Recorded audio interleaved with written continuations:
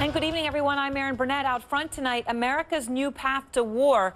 So the United States is lowering the threshold for American military involvement in a possible war with North Korea. In the face of mounting threats from the young, untested dictator of the country, Kim Jong-un, the U.S. is getting ready to fight back. Now, while the nearly 30,000 American troops in South Korea are already obligated to defend that country in the event of an all-out war, under the new plan, these troops could fight in direct response just to provocations from North Korea. It could be a significant difference from the way things are right now. Pentagon correspondent Chris Lawrence is out front tonight. And Chris, let me start off by asking you that question. What does this new agreement actually mean for American troops and the threshold where they would be in conflict? Erin, it basically puts it down on paper and formalizes the agreement that the U.S. is going to be a part of this defense right from the get-go. Not just all-out war, but even these small-scale attacks. So what are we talking about? Well, North Korea was accused of sinking, torpedoing a South Korean ship. So one of the provocations could be North Korean ships going into these disputed waters, which they have in the past. Also, air. North Korean jets flying into South Korean airspace. They came close to violating the DMZ just last year. South Korea had to scramble 4 fighter jets in response. And finally, shelling these border islands like they did a couple years ago, that also would very likely invite a response. Some of the other reasons are to step up the cooperation between U.S. and South Korean troops, as well as act as a deterrent. For example, just recently, Kim Jong-un threatened to wipe out entire South Korean military units on some of those other border islands.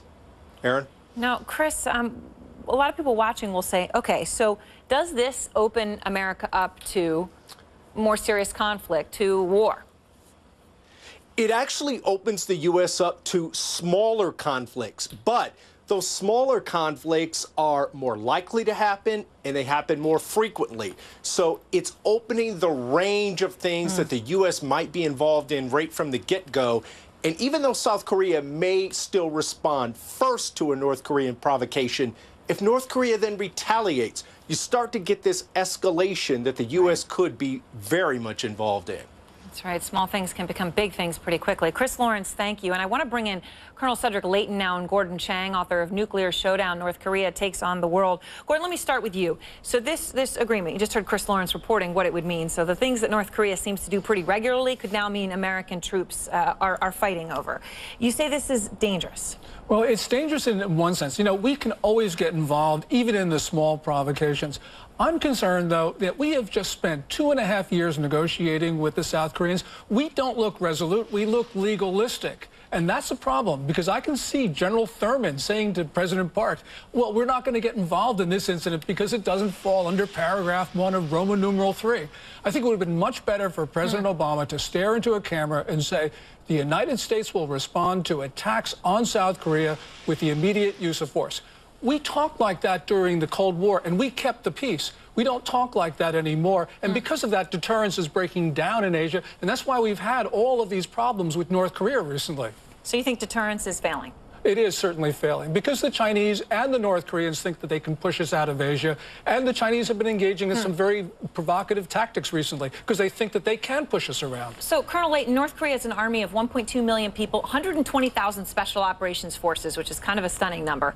We don't know exactly how many nukes, and of course, up to 800 medium and short-range ballistic missiles. Now, just to give everyone a sense of the military power there, and of course, over the past 6 months, there have been a lot of tests and provocations. So is this deal a sign that the United States sees war as a serious possibility?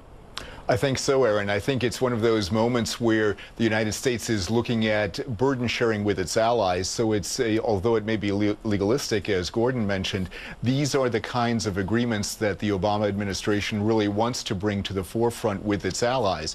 So in the case of the Korean situation, war is an extremely likely possibility because what you have here is this hair trigger response that is being created not only by the fact that we have troops there, but also by the fact that we have this agreement in place now.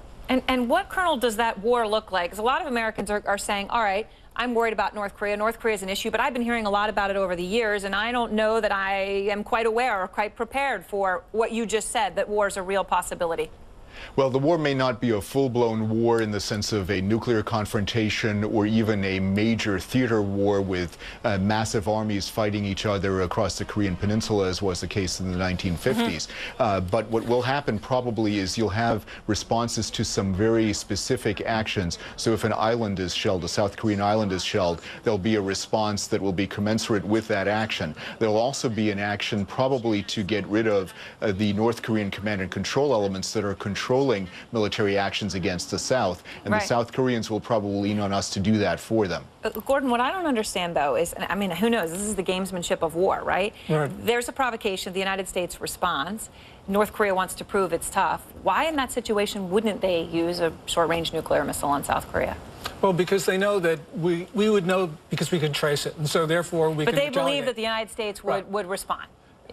They may, they may think that they can get away with it because if they think the United States won't respond. This was the whole issue during the Cold War in Western Europe, whether the U.S. would use nukes to protect countries that were not the United States. And so, and obviously China thinks that it can push us around because we reneged on our treaty obligations to the Philippines last year, and we allowed the Chinese to take Scarborough Shoal.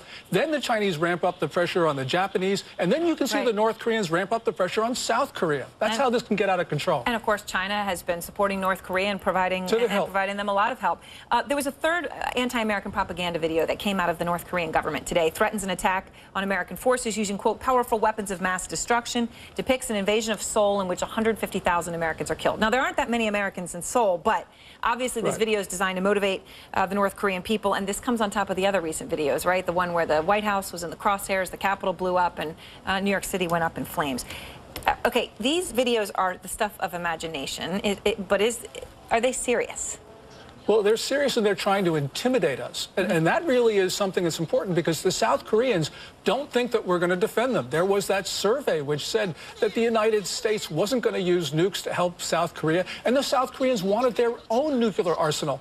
And that's a stunning vote of no confidence in the U.S. And if the South Koreans don't trust us, probably the Chinese and the North Koreans also think that they can push us around, and that's when it gets really dangerous because then someone tries to start something really very, very provocative. Of course, makes you think about what all this means for Iran, too. Well, thanks so much to both of you.